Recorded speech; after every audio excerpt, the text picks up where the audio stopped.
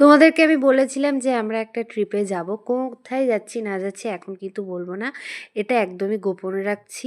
আর আমার জামার সাথে কিন্তু আমার স্যুটকেসের কিন্তু একদম পুরো ম্যাচিং হয়ে গেছে। অনেক কষ্টে বলতে গেলে আমরা টিকিট পেয়েছি।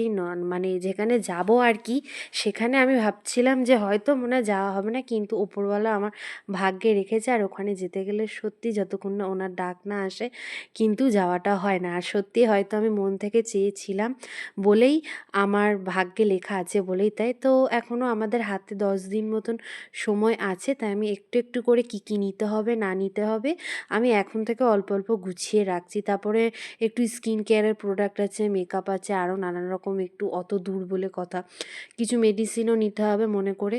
তো আমি এখন থেকে অল্প অল্প করে নিচ্ছি জামা কাপড়গুলো, আর বাদবাকিগুলো আস্তে আস্তে ছোটো ছোটো মিনি ব্লগের মাধ্যমে আমি তোমাদের কাছে শেয়ার করব। তোমরা ততক্ষণ আজকের জন্য এখানেই দেখতে থাকো।